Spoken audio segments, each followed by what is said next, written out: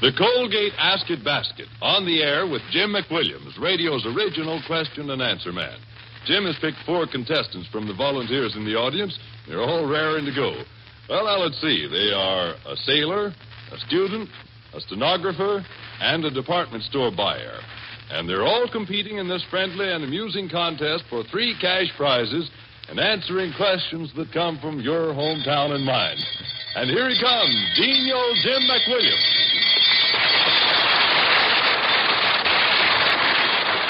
Thank you and good evening, everybody, and a big welcome to you all. Are your hands all clean? Are your faces clean? And I'm sure your teeth are clean, too, if you use Colgate Dental Cream. Am I right, Del? Absolutely, Jim. They're double clean because Colgate Dental Cream does double duty.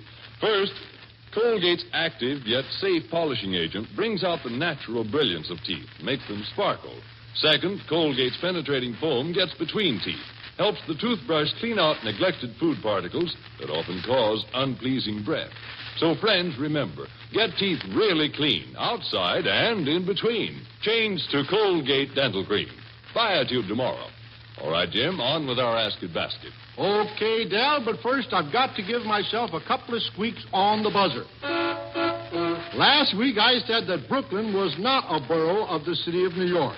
It is. I'm sorry, all you loyal Brooklynites, and thanks for calling it to my attention. And now, for Colgate Ask It Basket number 1, our first contestant, a very charming young lady, comes to the microphone. Your name, please? Sylvia Fisher. Sylvia Fisher. Where are you from, Sylvia? Brooklyn. Brooklyn? And what is your business? Stenographer. You're a stenographer, all right. Will you choose a question and hand it over? We're very happy to have you on this program, Miss Fisher. And this question comes from Bordentown, New Jersey.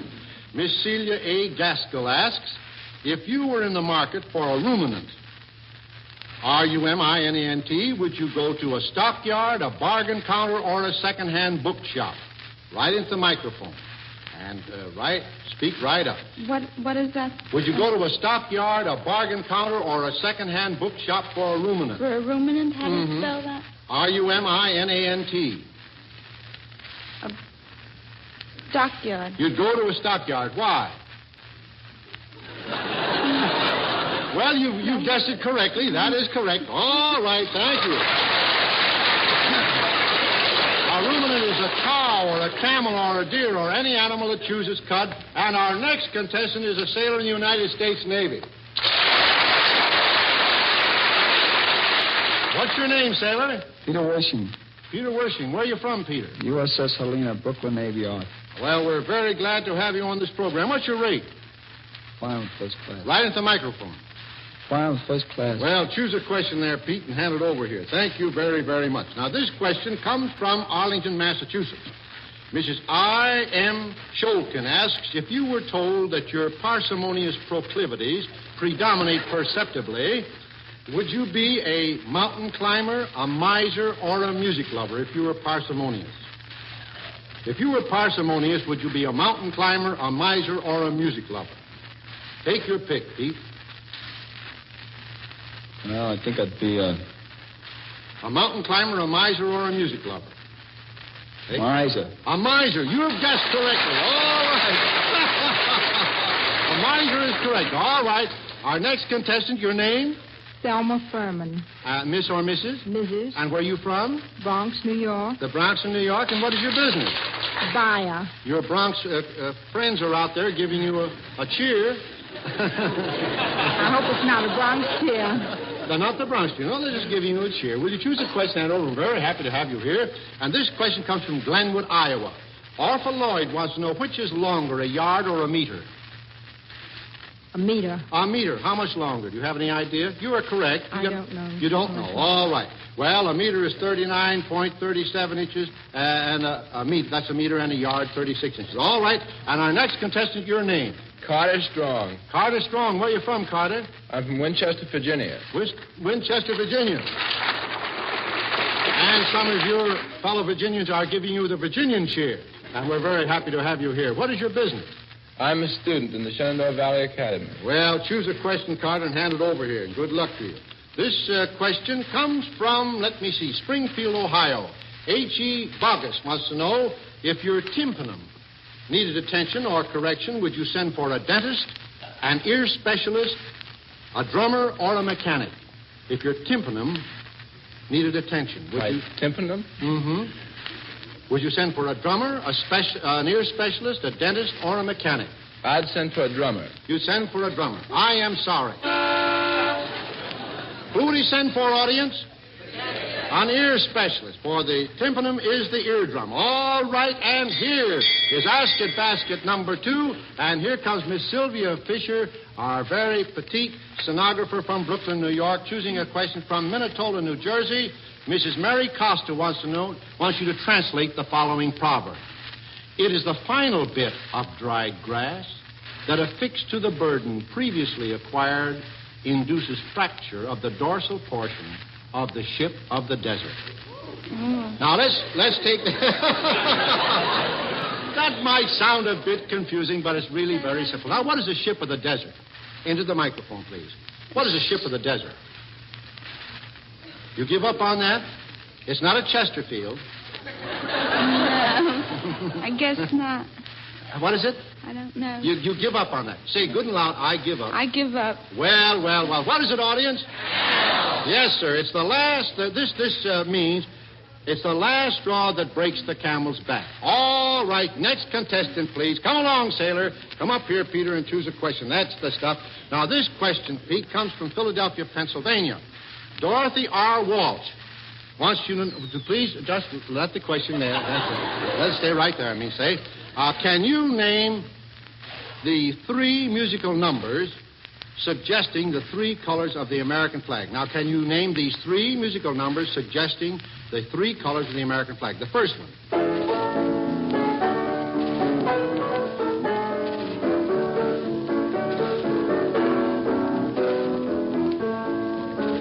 He's playing Hi-Ho. Hi-Ho. All right. What's that from? What's that from? The dwarfs. Yeah, well, what's the name of it? Snow what? Snow White and the Seven Dwarfs. All right. All right. Now, what colors does that suggest of the flag? That's white, doesn't it? White? White. All right, white. Now the next one. The next one.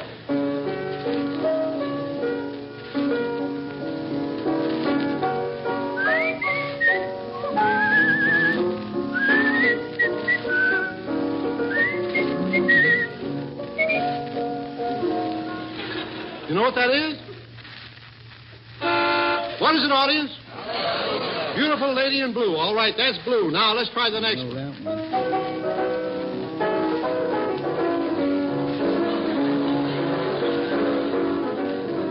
Melody. Beautiful melody. Beautiful melody. Well, what color would you say? We've had white and blue. Now, what's the other one? Lady in red. Attaboy! All right. Good boy, sailor. Hurrah for the Navy. All right. And here comes Mrs. Furman. Now, from West Palm Beach, Florida, H.M. Young wants you to pronounce the following word. Now, be careful. This is more or less of a trick question. Here is the word. S-O-M-E-T-I-M-E-S.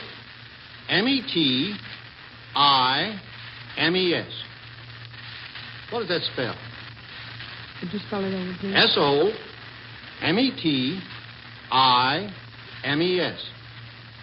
Please, audience. Sometimes. Sometimes. That is correct. All right. Come along, Mr. Strong. Our student, choose a question there, young lad. That's the stuff. And this question comes from the Bronx in New York. And Jack Brandon wants to know how many hearts are there on the 10 of hearts?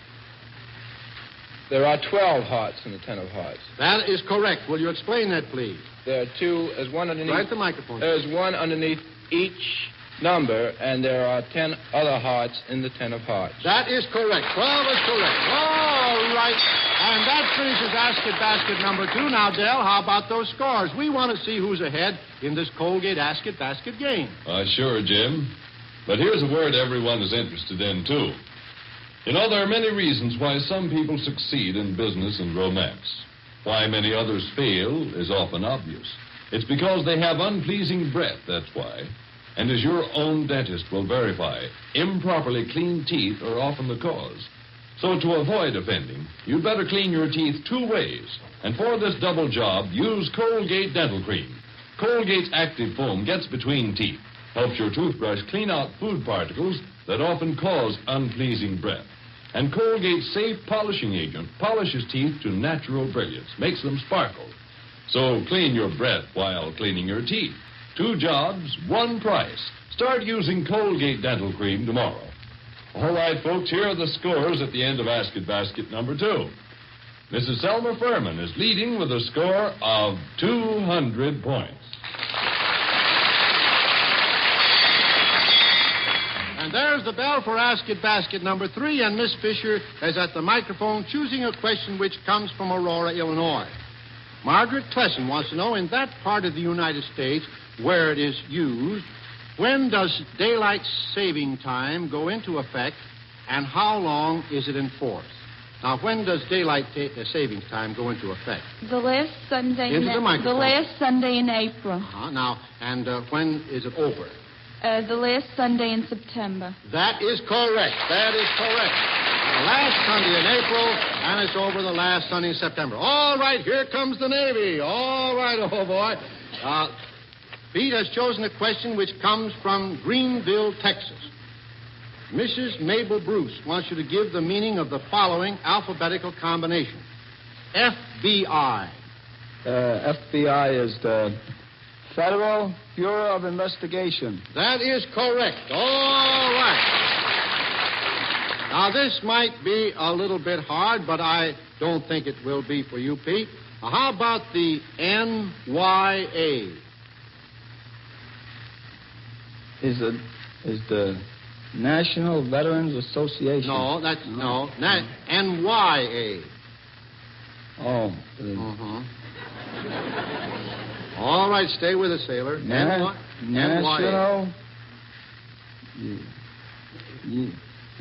Why? Yeah. The National what? Well, I'm sorry we have to go along on that. Let's try. Let's try. What is it, audience? National Youth Administration. Now, how about the USNRF? United States Naval Fleet Reserve. Well, we had to turn. All right.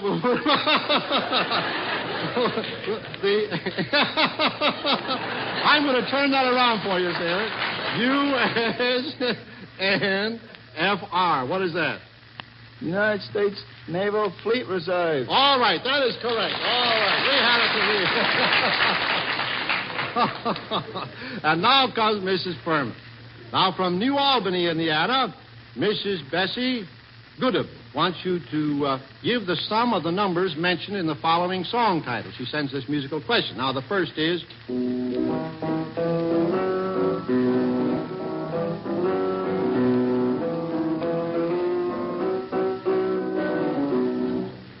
What is that? You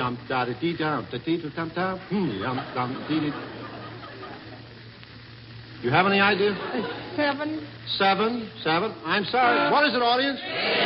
3 little fishes. All right, now let's try the next.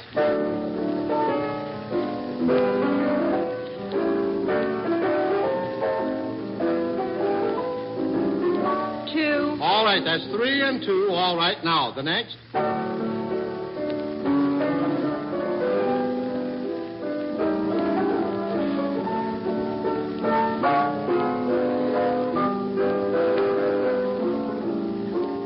Give up on that one? 7. 7 what? 7's a lucky number. 7's a lucky number, yes, but what's the name of that song? I can't think of it. 3 little fishes first, 2 sleepy people next. That's 3 and 2. And the next one is what? What's the name of the song? I don't know the name. Give up on that. What is it, audience? 2 cigarettes in the dark, and 7 was the correct answer, but we can't give you full credit. All right, there you are. And here comes Carter Strong. Come along. Choose a question, Carter. Our student from Winchester chooses a question from Harding, Massachusetts. Esther A. Hinckley wants to know, what are 3 copper or bronze coins used in English money? What are the 3 copper or bronze coins used in English money? The penny Yes. and the 2-cent piece. Well, I fear you're guessing a bit there, Carter. Afraid that's A penny. Well, a penny is worth 2 cents in our money. Now, what corresponds to a 1 cent piece. That is 1 cent in our money. Pence. I'm sorry about that. Penny, a penny, and one more, worth a quarter of a cent. Farthing. A farthing. All right. All right. A quarter of a penny. All right. And here. Oh, my, oh, my, oh, my, oh, my, oh, my.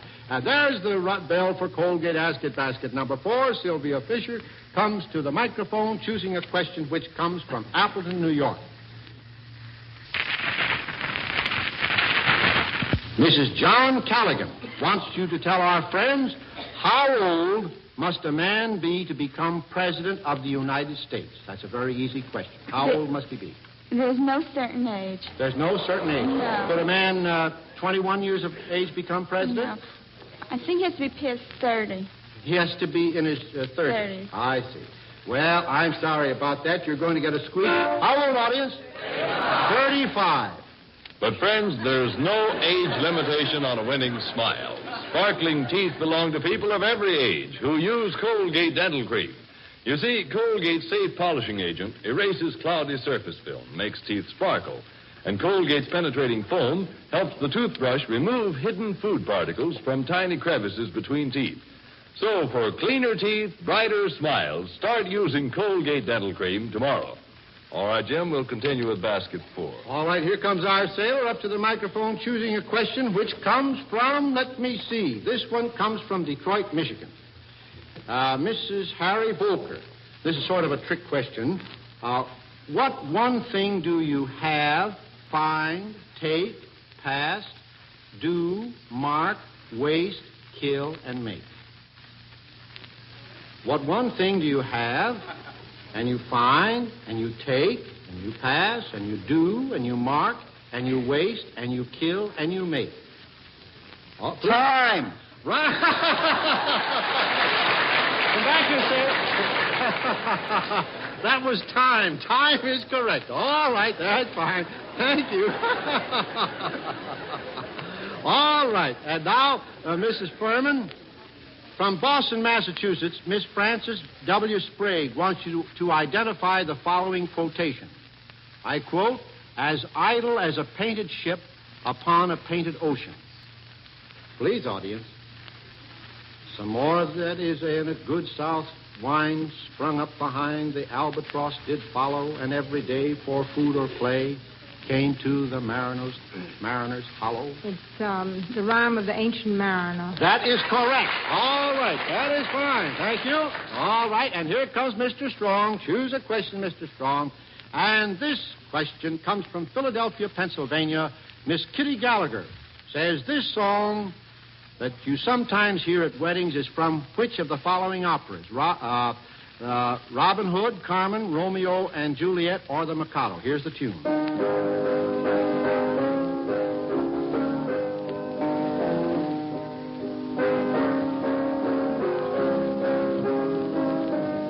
Is it from Robin Hood, Carmen, Romeo and Juliet, or The Mikado? Take your pick. Please, audience. Take your pick. Repeating those. Robin Hood, Carmen, Romeo and Juliet, or The Mikado? Robin Hood. Robin Hood is correct. All right, all right, all right. Hey, wait a minute, Jim. You mind? Let me ring the bell this time, will you? All right, go ahead. Well, let me have it then. Hear ye, hear ye. It's Jim McWilliams' Anything Can Happen basket. Step right up, folks. Listen closely. Hurry, hurry, hurry. It's amazing. It's colossal. It's just downright funny, maybe, because anything can happen now. All set, let it go. And here comes Miss Sylvia Fisher. Now, you are a radio actress, and you have one word to say, and that is ah. No more, no less. But there are 3 different situations. They're all different. And remember, put yourself in the proper frame of mind for your big dramatic moment. Are you all ready? Ready? Are you ready? All right. Yes. Now, you have just finished a nice, long, cool drink on a real hot day. Oh, into the microphone. All right. The doctor says, open your mouth and say, All right. And your best beau has just given you a sweet kiss.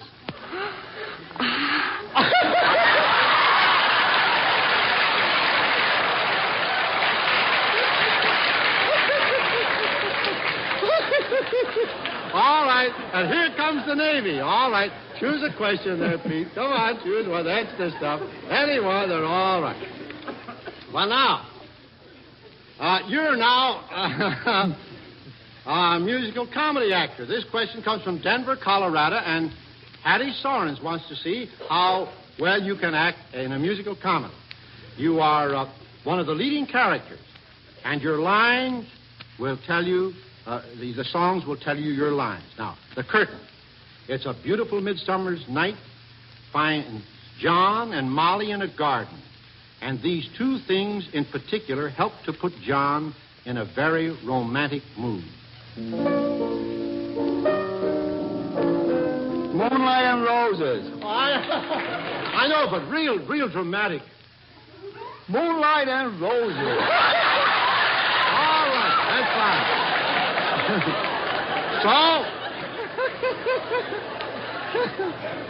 So John proposes to Molly saying, Let me call you sweetheart. I'm in love with you. right into the microphone. Let me call you sweetheart. I'm in love with you.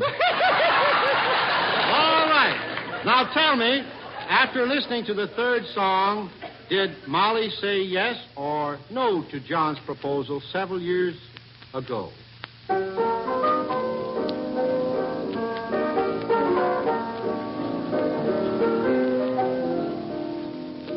Well, it's Molly and me, and I guess it's yes.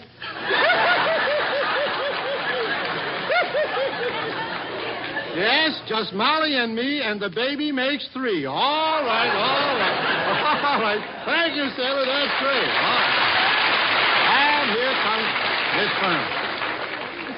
Now, Mrs. Furman, in this musical test, we're going to combine a group of musical numbers, motifs we call them, which will tell you the story of a modern screen classic. Now, the first is...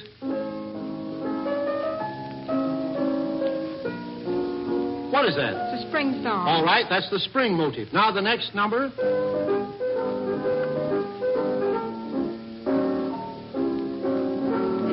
It's fall when the leaves come I'm down. sorry about that. What is it, audience? Autumn. Spanish town, all right. It's spring in a Spanish town. Now...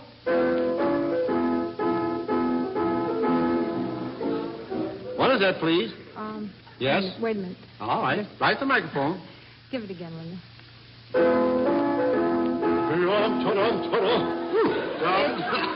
It's from the opera Il Trovatore. Oh, I know. Pagliacci. Pagliacci. No, try another one. Anyone's all right. What is it, audience? All right, Carmen, the Toreador song, and that's the bull. Now, the next is... You give up on that? Wait a minute. Let me do it once again. What is that, audience? The flowers that bloom in the spring color. Now, the next.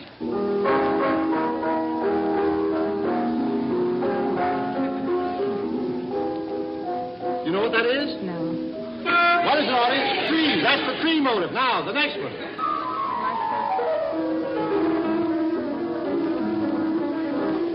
What is that? Give up on that? What is it, audience? All right, we had the spring, the Spanish town, the bull, the flower, the tree, and the bumblebee. What's the movie classic? What is it, audience? Ferdinand the Bull. All right. Next, please. And here comes Mr. Strong, and this question comes from Brooklyn, New York, and Philip Shinen wants to find out if you can say this tongue twister quickly 5 times, and here it is. Billy's black beagle bays bee by bowl. Billy's black beagle bays bee by bowl. Billy's black beagle bays bee by bow. Billy's black beagle bays bee by bow. Quickly. Billy's black beagle. Billy's black beagle bays bee by bow. Now, real quick. Billy's black beagle bays bees by bow. All right. Thank you very, very, very much. Well. The man with the stopwatch is signaling me, and that means time is running short, so no more questions. Sorry, children. And while the right honorable judges are licking their pencils and adding up the scores, listen to Del Sharbutt. If you have unpleasing breath, you're not the exception. No, indeed. Dentists tell us this condition affects 7 out of 10 persons over 17. The cause? Well, often it's merely improperly cleaned teeth, easily overcome by this simple safeguard. Start using Colgate Dental Cream. For Colgate's does a double cleaning job. First, Colgate's penetrating foam floods crevices between teeth, helps your toothbrush whisk away food particles that often cause unpleasing breath. Second, Colgate's gentle polishing agent safely brings out natural luster and makes teeth sparkle. 2 jobs, 1 price. Enjoy this double advantage. Tomorrow, start using Colgate Dental Cream. And now, back to Jim McWilliams. How about sending me those questions you've been thinking up? See if you can baffle our Ask It Basket contestants. Send your questions to me, Jim McWilliams, care of the Columbia Broadcasting System, New York City. And if they're used, Colgate will award you a year's supply of Colgate Dental Cream. And here are the winners. 3rd place goes to Miss Selma Furman, the buyer from the Bronx. $5 to Miss Furman. Carter Strong, the student from Winchester, Virginia, 2nd. $10 to Carter Strong. And the grand prize, $25, goes to Peter Wershing, the fireman first class of the United States Navy. There you are. Congratulations, Peter. And there's your $25. All right, old boy. And now,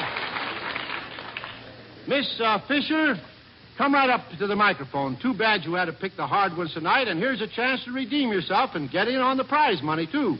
Just answer these questions, and for each one you get right, we'll give you $1, and Del Sharbutt, that handsome boy right over there on your right, is ready to give it to you right now. Are you ready? Yes. Okay, let's go. Now, from Clinton, Massachusetts, Miss Rose Murphy wants to know, is a peeler a bird, a policeman, or a device for paring potatoes? A device for paring potatoes. Right at the microphone. A device for paring potatoes. I'm sorry, it's a policeman in England. All right, now, from Richmond, Virginia, Ann Alsop wants to know, a farmer going to Chicago, pay attention now, concentrate. Are you concentrating? Mm-hmm. All right. All right, a farmer going to Chicago met 7 friends with their wives. Each wife had a child by the hand. How many people were going to Chicago? 21. 21. I'm very sorry. The farmer. That is correct. He was the only one going to Chicago. Oh, well.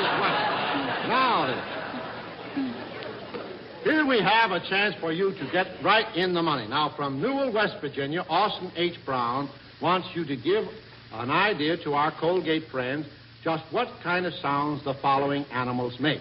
Now, for instance,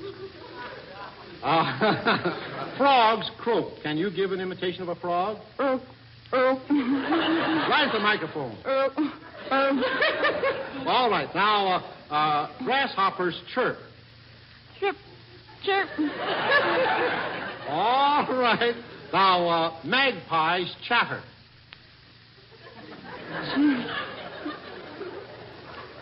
Can't chatter. Can't you chatter? No. Oh, louder than that. Louder, chatter. All right, now, eagles scream. Yeah. Louder than that. Well, I'm sorry. We were trying to get you in the money here. Let me see. From Rochester, New York, Fred W. Mingus wants to know, is a pikeman, a fisherman, a musician, a soldier, or a toll gate attendant? A toll gate attendant. I'm very sorry. He's a soldier. I'm very, very sorry. And now, ladies and gentlemen, I'm going to say goodnight and ask you to tune in next week for another Colgate Ask It Basket with new questions and new contestants and new prizes. But first, a grand letter from Miss Mary Wingarth of Denver, Colorado. She writes, Colgate Dental Cream makes my teeth so sparkling clean I never miss a chance to smile. And after brushing my teeth, my mouth stays fresh and sweet for hours. Thanks, Mrs. Wingarth. And friends, after you try Colgate Dental Cream, I'm sure you'll continue using it for the sake of your teeth, your breath, and your smile. And now, genial Jim McWilliams and his school bell leave us until our next Ask It Basket.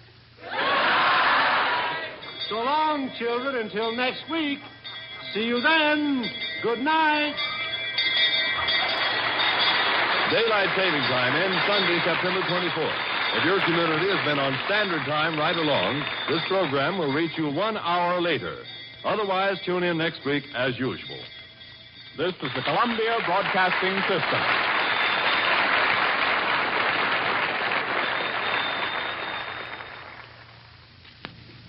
Keep your dials tuned to this station for Strange as It Seems, which follows immediately. WJSV, Washington.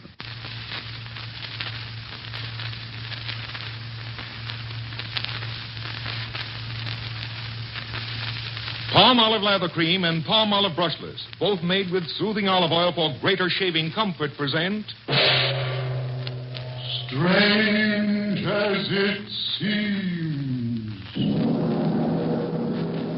This is Aloys Havrilla bringing you fascinating stories, which John Hicks, the famous cartoonist, has collected from every corner of the globe.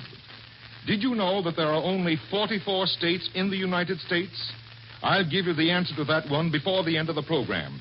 But first, you will hear the amazing stories of the man whose touch was gold, the most beautiful wife in America, the scientist who was traded for a racehorse, and the duel that was fought with a powder keg. And believe me, these stories are really strange.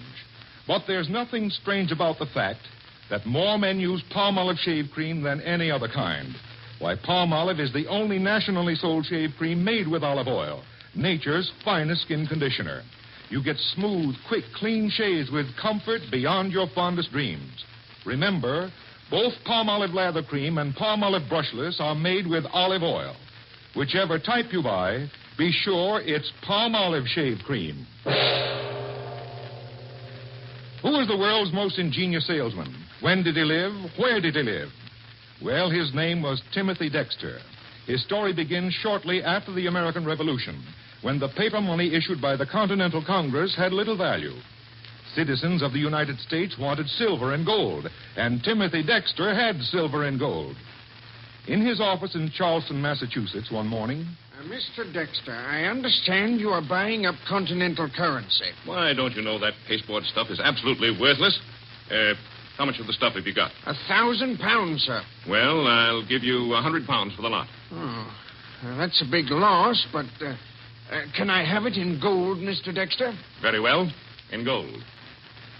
People thought Timothy Dexter a fool, but Dexter was gambling on the genius of Alexander Hamilton, and he won because Hamilton solved the new nation's financial problems, established a national bank, and the almost worthless continental currency soon had a real value. Timothy Dexter had a small fortune, but that was just the beginning. Dexter chartered a ship to sail to the West Indies. A few hours before sailing time, a clerk is talking to Mr. Dexter. Mr. Dexter, the ship is in the harbor ready to sail, but there's no cargo available. What? Why, I've cleared that vessel for Cuba. There's got to be a cargo. I'll tell you what. We'll load her with cats. Cats? Cats, Mr. Dexter? Yes, those four-legged animals that go meow. You've seen them, no doubt. Oh, yes, sir. Cats. Offer 10 cents each for all the cats you can get. Have them put aboard. Spread the word along the waterfront. Timothy Dexter is buying cats. Are you the captain of this vessel? I am. Port of Authority of Cuba, Captain. I'm here to inspect the cargo. Oh, yes, the cargo. What are you carrying? What? Well, you can... Here, I'll pull up the hatch. Don't blame this on me, Inspector. I just under orders, you know. There. Cats. How many of them are there, Captain? 892, sir. Splendid. Splendid. Splendid? Are you balmy, Inspector? Far from it. My government is paying $5 apiece for cats. What does the government want with cats? Have you not heard? Havana is overrun with rats. Rats that are eating our food, spreading disease. These cats are worth their weight in gold. Strange as it seems, Timothy Dexter sold his cargo of cats at a handsome profit. And with the years, Timothy Dexter's fantastic ventures continued. In Dexter's office, his captain says... Well, sir, the ship's loaded and ready to sail. Have you decided on the port? Yes, Captain. You'll sail to Newcastle, England. We're loaded with coal, Mr. Dexter. Yes, I know that, Captain. Mr. Dexter, carrying coal to Newcastle? Newcastle's the heart of the British coal industry. You have your orders, Captain. Right, sir. You're the owner. One morning 4 weeks later, and across the Atlantic, Timothy Dexter's Newcastle agent comes aboard. Well, Captain, what's Mr. Dexter sent this time? I hate to tell you, sir. Hey, come on. It can't be as bad as that. I'm afraid Mr. Dexter's losing his mind. It's coal for Newcastle. Coal? Bless Dexter's heart. The miners are rioting, and there's not a scuttle of coal in the whole of Newcastle. Strange as it seems, super salesman Timothy Dexter never missed, though he defied all the rules of business. He sent long-handled warming pans to the tropics and sold them as frying pans. He shipped a cargo of woolen mittens to the West Indies and sold them at a profit to a Scandinavian vessel that happened to be in port. Cats and coal, mittens and warming pans and paper money, they all turned into gold for Timothy Dexter, strange as it seems.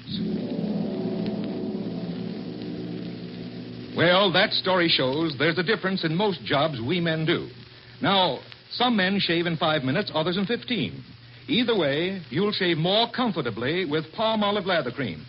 Because palm olive lather wilts whiskers like lightning, yet stays moist for slow shavers. Even more important, palm olive leaves your skin smooth, soft, refreshed. You see, palm olive lather cream is made with olive oil, nature's finest skin conditioner. Enjoy this extra benefit at no extra cost. Tomorrow, buy palm olive lather cream made with olive oil. The most beautiful wife in America. Who is she? A former Miss America, still a reigning beauty queen, even though it's Mrs. now? No, sir. Strange as it seems, the wife whose face and figure, which in the opinion of competent judges outclassed all others, had never entered a beauty contest before last week. In private life, she's Mrs. Armand Donnarumma of Union City, New Jersey. But for the next 12 months at least, she's Mrs. America. Will you step up to the microphone a moment, Mrs. America? Right here? Yes, that's right. Now then, how does it feel to know that you've been chosen the most beautiful wife in the country? Fine. Well, I'm a little hazy on the details of the Mrs. America contest. How is it run? Well, it's a regular beauty contest, Mr. Havrilla, just like the contest for Miss America. Only you have to be married to get into it. It's a rather new idea, isn't it? Yes, sir. It was only started last year. Well, what did they judge you for in the Mrs. America contest? The same as the other.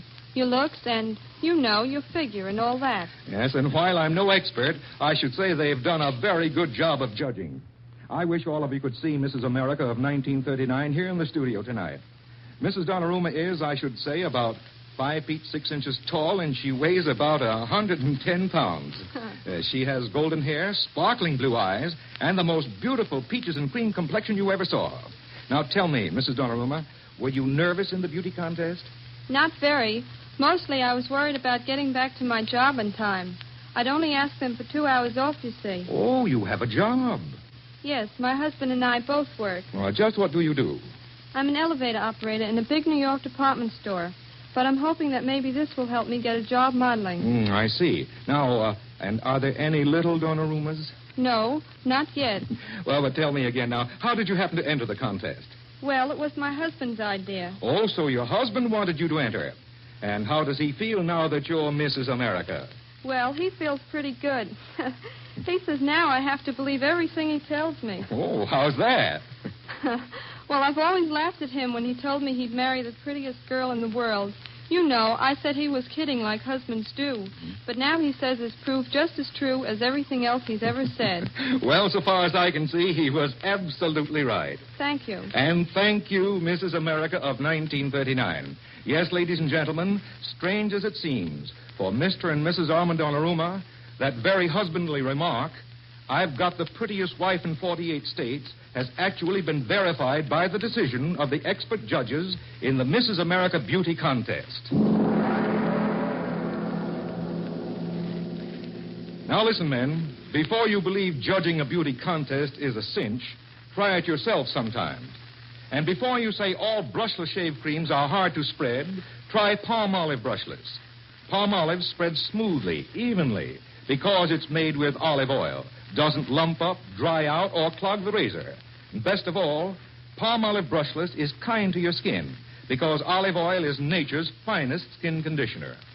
Tomorrow, ask for Palm Olive Brushless made with olive oil. From the files of John Hicks comes the amazing but true story of one of America's best-known scientists. It begins in the grim days of Reconstruction, immediately following the war between the states. The story begins in the plantation house of Moses Carver near Diamond Grove, Missouri. The time, the late 1860s. In the great plantation house, Moses Carver questions a Negro hired hand.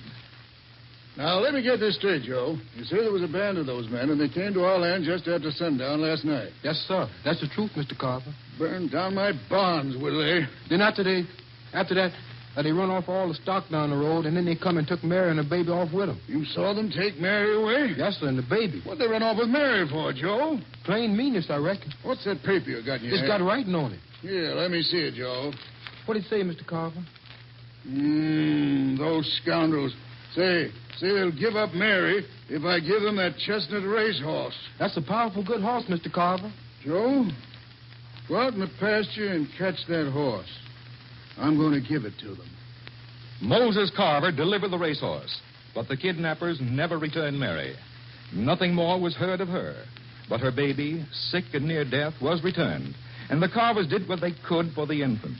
Nursed it back to health, had it baptized, gave it their own name, and the name of a very famous American, George Washington. Then one day in 1863, on the Missouri plantation, the young colored lad, George Washington Carver, timidly enters the study of his benefactor, Moses Carver. Hello, George. Mr. Carver, can I talk with you? Sure, boy. What's on your mind? Well, sir, I'm most 14 years old now, and I can't neither read nor write. George, don't tell me you want to learn to read and write. Yes, sir, Mr. Carver. I don't want to be a field hand all my life. I see. Well, I got an old blueback speller I'll give you, and when the words get too long, I'll help you if I can. Now, how's that? Thank you, Mr. Carver. I'll do my best for you. Young George Washington Carver mastered the old blueback speller. Still, his thirst for knowledge was not satisfied. An insatiable thirst and curiosity that impelled him to leave the plantation fields. Of course I'll teach you. But 8 miles is a long way to walk to school every day. 8 miles ain't no distance at all when you got things you got to learn, ma'am. You just start teaching, and I'll be here. Say, George, what you gonna do when you get through high school? I reckon I'll go to college. College? Where you gonna get that much money? Same as I'm doing here in Minneapolis. Work for it. Maybe wash dishes, maybe scrub floors.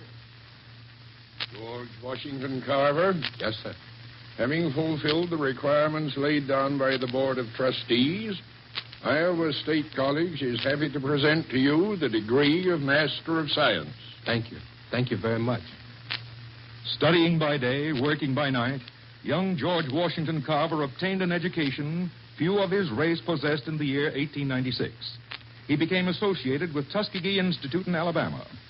One day during the World War, Booker T. Washington, founder of the college, entered the laboratory of the scientist. My secretary said you wanted me to come down to your laboratory, Dr. Carver. Yes, Mr. Washington. You remember the government report you showed me a short time ago? You mean about the cotton crop being destroyed by boll weevil? Yes. Then we discussed the wheat shortage. Yes, that's right. Our people here in the South are really facing starvation. No cotton this year, no food. It looks very serious, Carver. Well, I've been experimenting here, and I think I've got something. Here, taste this. Huh? Oh, you like it? Yeah, that's good. That's very good, but I don't That's see... sweet potato bread, Mr. Washington. Sweet potato bread? Yes, and that's what's going to feed our people during this war. We're going to plant sweet potatoes on the cotton fields and use sweet potato in bread instead of grain. And I'm working on other uses, too. I'll find a market for our crops. But with the harvesting of the first large sweet potato crop that was to be used as a wheat substitute, George Washington Carver's troubles really began. Dr. Carver, the dietitians want to know exactly what food value is in this new bread. Dr. Carver, we doctors are wondering if this bread is really digestible. Frankly, Dr. Carver, the government doubts that it is possible to bake bread from sweet potatoes. That's why I called you to Washington. As Dr. Carver answered all criticisms, satisfied dietitians, physicians, and the United States government, the fame of the Negro scientist grew. Then one day, from another scientist laboratory in New Jersey, comes a telegram. To George Washington Carver, Tuskegee Institute, Tuskegee, Alabama. I followed your work. Would be honored if you would join me in experiments at my laboratory. Name your own salary. We'll pay your expenses up here to consider proposition. Signed, Thomas A. Edison. To Thomas A. Edison, Menlo Park, New Jersey. Thank you very much. My people need me here. There's no need for me to waste your money by coming north to say no. Signed, George Washington Carver. Refusing the offer of Thomas A. Edison, George Washington Carver continued his work and experiments. Then a few months later in his laboratory, Booker T. Washington watches Mr. Carver as he pours a muddy solution from a test tube. This, Mr. Washington, is an analysis of the soil on which we grew the sweet potatoes. Mm-hmm. Every bit of mineral has been exhausted from this soil by the sweet potato. Well, what are we going to do? We must issue a bulletin telling the farmers to grow peanuts. Peanuts? They'll revitalize the soil, and it's the only thing that will. But, man alive, Carver, peanuts aren't even listed as a crop on the government report. They will be, Mr. Washington. But what are people going to do with the peanut crop? I'll have to find that out, Mr. Washington. I'll have to find a use for the peanut. Again, Mr. Carver found the answer to the farmer's problem in his laboratory. And strange as it seems, today all the world knows that George Washington Carver's experiments with the peanut have been of enormous value to Southern agriculture. Dr. Carver is right here in the studio with me, and we'll let him tell his own story. Dr. Carver. Thank you, Mr. Habrella. And it's quite an experience to sit back and have your life story acted out for you. Oh, but it's a life story with a lot more chapters yet to be written, Dr. Carver. I certainly hope so, Mr. Habrella. But I'm not as young as I once was. I was somewhere in the 70s on my last birthday. Dr. Carver, I understand you've raised the peanut to new heights. Well, the peanut industry is a $60 million business now. At Tuskegee, we've developed more than 200 products from peanuts. We've made everything from axle grease to synthetic rubber. And we're finding out new uses for the peanut constantly. What are you working on now, Dr. Carver? The finest use we've been able to make of peanuts is in the treatment of the after effects of infantile paralysis. That's what I'm working on now. Massages with peanut oils has worked miracles in some cases. There is a lot of work to be done, but I feel we're on the trail of something really important. Thank you very much, Dr. Carver. You have just heard Dr. George Washington Carver, one of America's leading agriculture scientists, a man who has devoted his life to help give the agricultural South a new outlook on life. This great scientist is not ashamed of the fact that he does not know birth date, and strange as it seems, he was once traded for a racehorse. Friends, you can't shave one whisker without touching the blade to your skin. Therefore, I suggest palm olive shave cream made with olive oil, because olive oil is nature's finest skin conditioner. You will enjoy smooth shaves, plus real skin comfort. Both palm olive lather cream and palm olive brushless are made with olive oil, but cost no more. So take your choice. Just be sure it's palm olive shave cream. Dueling is not an American sport. But when an American just has to fight a duel, you can trust him to find an unusual way of doing it. And that's just what the American patriot, General Israel Putnam, did when he made the most unusual choice of weapons in the history of dueling. As our story opens, Putnam was in command of a revolutionary garrison near the Hudson River when one of his soldiers approached him. General Putnam, we're in for a bit of trouble. Edward, trouble? We've had trouble in infinite variety. Now, what's the new nuisance? This redcoat officer you paroled, Major Hawks. He's parading around town declaring you're a coward. Coward, eh? Mustn't let the men think I'm a coward. But what can you do, General Putnam? Challenge him? Challenge him? To a duel? And to which I'm surprised, of course. If he should happen to challenge me, well, naturally. But suppose you have a little chat with this redcoat. Come on, come on. There's the Major now, General. So it is. Red-faced chap, isn't he? Face almost as red as his jacket. Comes to drinking too much port after dinner. Shouldn't drink too much port after dinner, Lois. Here he comes, General. Swaggering as if he were cock of the walk instead of a parole prisoner. Cock of the walk, eh? Gives me a splendid idea. Good afternoon, Major. May I have a word with you? Eh? What word would you want with me, rebel? I've heard you compared me to a mouse, a frightened mouse. And if I have? Why, I was just thinking how strange that I, too, was just comparing you to... You dare call me a mouse? No, not at all. Rather a rooster, a strutting, red-combed rooster. You're insulting, sir. Perhaps you'd oblige us by crowing. You've insulted me, sir. I demand satisfaction. Eh? You're suggesting a duel? If you're a gentleman, you'll give me a chance to wipe out this insult. Very well, Major, but since I'm the challenge party, I have the choice of weapons. Of course. So be it. Under the old oak just outside the garrison gate at sunrise tomorrow. Agreed? Agreed. True to his word, early the following morning, General Putnam was waiting for the British officer under the old oak just outside the garrison gates. General Putnam, seated on a small keg, is approached by one of his seconds. General Putnam? Sir? Major Hawks is here. And now then, what about the weapons? Weapons. Oh, yes. Of course, weapons. I'm sitting on the weapons. What? This gunpowder keg. But, General, this is highly irregular. What's this nonsense about weapons? Swords or pistols? All the same to me. No, Major. Neither swords nor pistols. Since a duel is a test of courage, well, there's room on this powder keg for both of us to sit. Sir, this is nonsense. You'll note there's a fuse attached. May burn 10 minutes, may burn 5, or less. You're mad, General. Not at all. We'll both sit on the keg. I light the fuse, or you may light it if you wish. First man to run away, I should say the first man to give up his seat on the keg is the loser. Simple, eh? General Putnam, this is highly irregular. There is nothing in the code. The code says the challenge party has the choice of weapon. Well, it's crude and ungentlemanly. And I'll go through with it. Splendid. Pray be seated. It's madness. Madness, I tell you. Would you care to light the fuse? No? Well, then permit me. There, this torch will do it.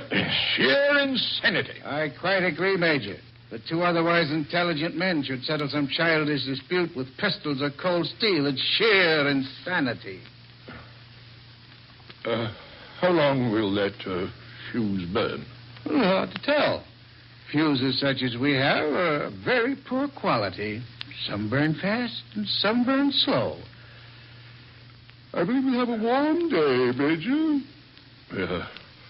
Both likely to be blown to bits. By the way, Major, there's said to be splendid fishing in the brook. You're mad, sir. We're both on the edge of eternity. Eternity? Oh, yes. The theologians have some very interesting theories about eternity. There's one school that holds that... Fuse getting a bit short, isn't it? You fool. Die if you insist.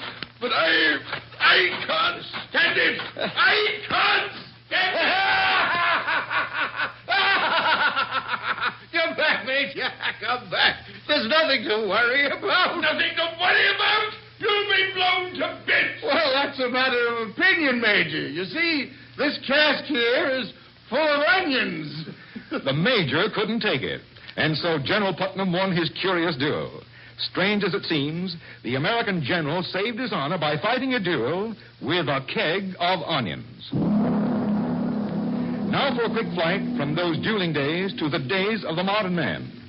Here's an interesting letter from Mr. I. Braun of New York City. He writes, Palm olive brushless not only leaves my face smooth and free from irritation, but also seems to help my razor catch and shave off every little whisker on my entire face. Well, thanks, Mr. Braun. And, gentlemen, you can expect the same happy shaves if you'll try 1 tube of palm olive brushless made with olive oil. I'll amend that to include palm olive lather cream, too, because it's also made with olive oil. But just in case you don't like palm olive shave cream, send the empty tube to us, and we refund your money.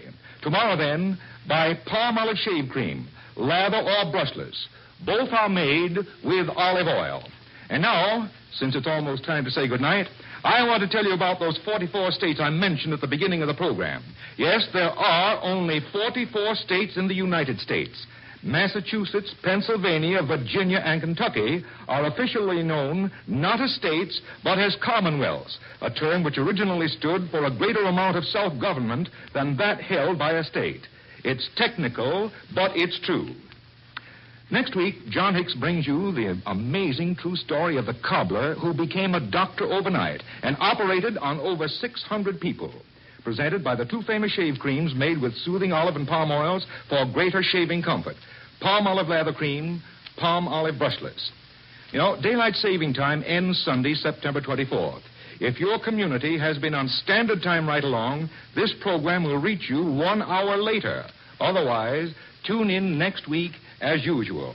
And so until next Thursday night, this is Aloys Ervilla bidding each of you a good night.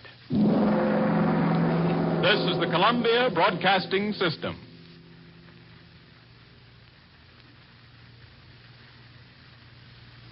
WJSV, Washington.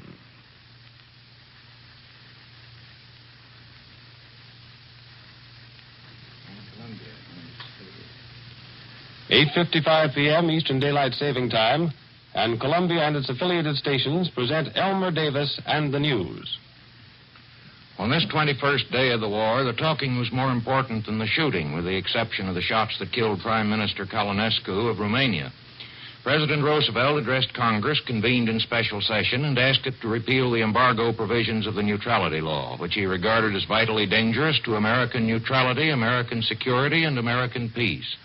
Premier Daladier of France, in a broadcast, accused the Germans of planning to dismember France as they have dismembered Poland, and devoted so much of his speech to combating assertions of German propaganda that France has been dragged in by England that the suspicion rises that this talk may possibly have had some effect. We must be finished once and for all, he said, with the reign of force. And Lord Halifax, the British Foreign Minister, told the House of Lords that it would be wise to hold our judgment in suspense about Russia. Mr. Roosevelt's speech failed to move the isolationist senators, 24 of whom met afterward and said that they would go on fighting repeal. They hoped to add at least 10 or 12 other senators to their group. Much of the president's speech was devoted to an ironic comparison of the prohibition of exports of implements of war in the present law and the legality of the export of raw materials and semi-finished products which could be very useful to belligerents. If those who want to retain the embargo were consistent, he said, they would extend it to cut off cotton, copper, and wheat as well. But as some of you may have heard Mr. Kaltenborn reporting earlier this evening, Senator Nye is apparently the only isolationist who wants to go that far. When and if the embargo is repealed, said Mr. Roosevelt, the government will clearly and definitely insist that American citizens and American ships keep out of the zones of conflict, and will also reenact the cash and carry provisions. But from his language, this is apparently, so far as he is planning it, contingent on repeal. The president also said that while he hopes this special session of Congress will confine itself to these matters only, he has asked the leaders of both parties in both houses of Congress to stay in Washington until the regular session opens on January 3rd, promising to consult them frequently on foreign affairs and to reconvene Congress if it seems necessary. The president challenged the right of the isolationists to call themselves the peace bloc. We all belong to that, he said. The only question is as to ways and means. He said he believed we could succeed in our efforts not to be drawn into the war, and that all our policies must be guided by one single hard-headed thought, keep America out. But he warned that darker periods may lie ahead, and in closing said that the American republics are the joint heirs of European civilization and must maintain in the Western world a citadel where that civilization may be kept alive. The Romanian premier was assassinated by members of the Iron Guard, the Romanian fascist and anti-Semitic organization, which he has repressed with great severity. A considerable number of them seem to have been in the plot, for immediately afterward they seized the Bucharest radio station for a few minutes and apparently tried to give the call for a rebellion. General Argheșanu, commander of the Bucharest Army Corps, was appointed premier in Mr. Călinescu's place and began bringing more troops into the city. And apparently any uprising that may have been planned didn't come off. The Iron Guard has been sympathetic with the Germans, and the Romanian government, obviously wanting to keep out of trouble, immediately declared that the killing had no international political significance. The German shortwave broadcast tonight disagrees with that. It blames the killing on Polish and British agents who are said to have done it in the hope that it would be blamed on the Germans. This recalls the German assertion that the Athenia was sunk by a British submarine so that it would be blamed on the Germans. Calonescu, on the whole, had been friendly to the French and British, though in Romania's present situation, of course, neutrality is imperatively necessary if possible. The story with still more interesting implications comes from Romania. Police searching the houses of Germans living near the Polish border are said to have found instructions as to what these Germans living in Romania should do when German troops had pushed through Poland and appeared on the frontier. But when Poland was overrun, it was not German but Russian troops that occupied the sections of Poland adjoining Romania. This is no particular consolation for the Romanians, who have reason to fear the Russians quite as much as the Germans, if not more so. But it does suggest the possibility that in this part of Poland, the Russian intervention may have gone a little farther than the Germans expected. No more has been heard today of the operations of the Russian Navy in the Baltic, but Warsaw still holds out against the Germans. Every night we report that, it comes a little nearer, looking like a miracle. On the Western Front, there has been little action, and Premier Daladier told his people today that the French High Command avoids every temptation to send its men forward recklessly to be slaughtered. This is the Columbia Broadcasting System.